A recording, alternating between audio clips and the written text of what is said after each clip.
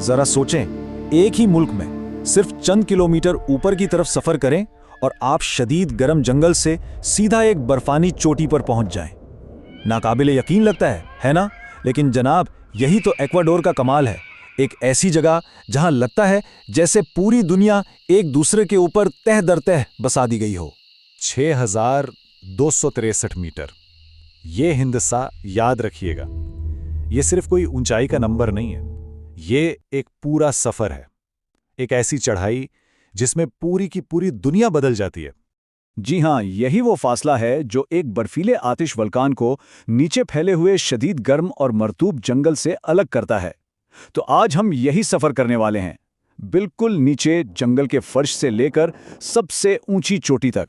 तो अमेज़न की घनी गहराइयों से लेकर एंडीज की बर्फ से ढकी चोटियों तक, ये जो ऊंचाई का फर्क है ना, ये समझें जिंदगी की एक सीढ़ी की तरह है, हर कदम पर एक नई दुनिया। और यही चीज़ एक्वाडोर को हयातियाती तनव्वो यानी बायोडाइवर्सिटी का एक ज़बरदस्त मरकज़ बनाती है। तो चलें अपना सफर शुरू करते हैं सबसे निचले ज़हने से, यानी अमेज़न के घने जंगल के बिल्कुल बीच से। एक ऐसी दुनिया जो शायद इस सैयारे पर किसी भी दूसरी जगह से ज़्यादा जिंदगी से भरी हुई है। अच्छा, यहाँ एक बहुत ही दिलचस्प सवाल पैदा होता है। जंगल में पानी की कोई कमी नहीं, तो फिर ये खूबसूरत शोख रंगों वाले तोते जिन्हें स्कारलेट मकाओ कहते हैं, आखिर मिट्टी क्यों खाते हैं? भाई, इसके पीछे एक बड़ा राज है। आइए देखते हैं वो क्या है। तो जनाब, इसका जवाब है उनके बका की एक ज़बरदस्त हिकमत अमली में। देखिए, ये मकाओ अक्सर कच्चे और जहरीले फल खा जाते हैं। अब इन जहरों से बचने के लिए वो एक खास किस्म की मिट्टी खाते हैं जिसमें बहुत से मिनरल्स होते हैं। ये मिट्टी समझें एक कुदरती दवा का काम करती है, जो फलों की तेजाबियत को ख़त्म करके उनके मैदे को बचाती है ना कमाल का कुदरती निज़ाम।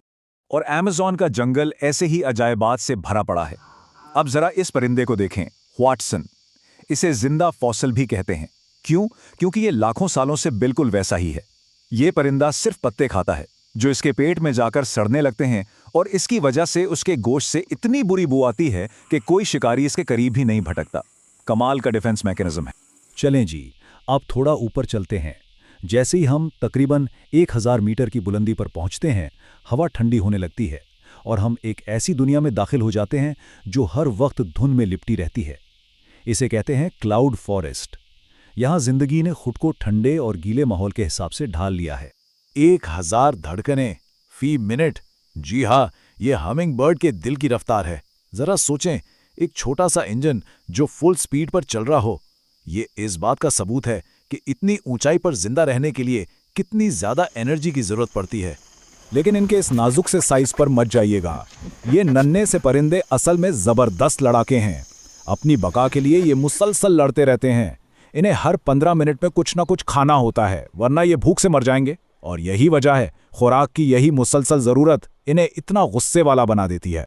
एक ही माहौल में रहने के बावजूद जिंदा रहने के तरीके बहुत मुख्तलिफ हो सकते हैं। मिसाल के तौर पर एक तरफ है ये माउंटेन कॉसिक, जो एक ही दिन में मेहनत करके अपना इतना शानदार घोंसला बनाता है, और दूसरी तरफ है ये अरिकारी, जो ज्यादा होशियार है। ये अपनी तवानाई बचाता है और किसी दूसरे परिंदे के बनाए हुए पुराने घोंसले में ही अपना घर बना लेता है। और इस क्लाउड फॉरेस्ट में हैरतें खत्म नहीं होती। मिलिए स्पेक्टेकल्ड बेर से, यानी शीशम रीछ से। ये जनूबी अमेरिका का इकलौता मकामी रीछ है, और रीछों के बारे में लोग जो कुछ भी जानते हैं ना, उसे भूल जाएं। क्यों? क्योंकि ये देव कामत जानवर तकरीबन मुकम्मल तौर पर सब्जी खौर है। अब हमारा सफर हमें और भी ऊपर लेकर जा रहा है, तकरीबन 4000 मीटर की बुलंदी पर। यहाँ आकर ऐसा लगता है जैसे हम दुनिया के किसी किनारे पर आ गए हों। इस जगह को पारामू कहते हैं। यहाँ हवा में ऑक्सीजन कम है, धूप बहुत तेज और हवाएं बेरहम। यहाँ जिंदा रहने के लिए जानवरों में गैर मामूली ताकत होनी चाहिए।